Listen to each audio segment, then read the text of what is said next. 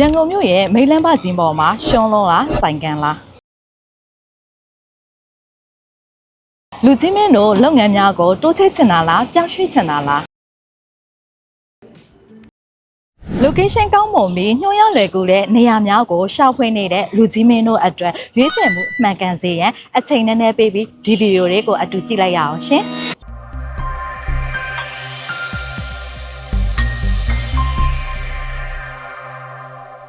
အားလုံးပဲမင်္ဂလာပါရှင်ရင်းနှီးမြှုပ်နှံဖို့အတွက်အချက်ချာကြတဲ့နေရာကောင်းများကိုရှောက်ဖွင့်နေတဲ့လူကြီးမင်းများအတွက်ရန်ကုန်မြို့မိလန်းမကြီးများပေါ်အတွက်စီးပွားရေးအတွက်အထူးသင့်တော်သောနေရာကောင်းများကိုမိတ်ဆက်ပေးချင်ပါတယ်ရှင်ကဘာရေးဖျားလမ်းမကြီးပေါ်တွင်ကျောင်းများရုံးခန်းများကိုနေရာကျကျဖြစ်ဖွင့်လှစ်နိုင်ရန် square feet 9000ရှိတဲ့ 5RC ဘေဒင်ကောင်တစ်ခုဒါအပြင်ကဘာရေးဖျားလမ်းမကြီးပေါ်တွင်စိတ်ကြိုက်ပြင်ဆင်ဖွင့်လှစ်နိုင်တဲ့ square feet 1200ရှိတဲ့ဆိုင်ခန်းများဖွင့်လှစ်ရန်နေရာကောင်းတစ်ခုbranding လို့ရန်ကောင်းမွန်တဲ့ square feet 4500ရှိတဲ့ 4RC တိုက်စီတီ shop ဟာ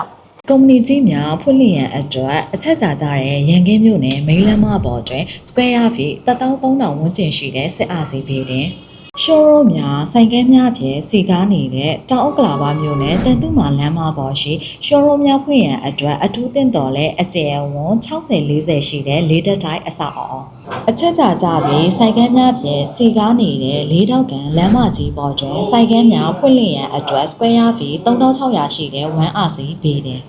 စီးပွားရေးလုပ်ကိုင်ရန်အတွက်ဒီလိုအချက်ချာကြလဲပြည်လမ်းမပေါ်မှာ showroom များဖွင့်ရန်အတွက် square feet 2000ခွဲဝန်းကျင်ရှိတဲ့ 3RC ဘေးတွင်နောက်တစ်ခုအနေနဲ့ square feet 2000ဝန်းကျင်ရှိတဲ့ 5RC ဘေးတွင်branding လုပ်ရန်အတွက်ဗဟန်းမြို့နယ်ရွှေကုန်းတိုင်းလမ်းမကြီးပေါ်တွင် showroom များဖွင့်ရန်အတွက်3500 square feet ရှိတဲ့နေရာကောင်းတစ်ခု။ကျောင်းများ၊ရုံးများ၊ကလနစ်များဖွင့်ရန်အတွက်အထူးသင့်တော်လဲတောင်ဝင်မြို့နယ်မိန်းလမ်းမပေါ်တွင် square feet 3800ရှိတဲ့ 5RC ဘေးတွင်ဒီလိုအချက်ချာကြလဲမိန်းလမ်းမကြီးများပေါ်တွင်လုပ်ငန်းများလုပ်ကိုင်ဖို့အတွက်အကောင်းဆုံးနေရာများကိုငှားရမ်းလိုပါကညီမတို့ Cosmo Heaven Real Estate ကိုအခုပဲဆက်သွယ်လိုက်ပါရှင်။ Apple Pay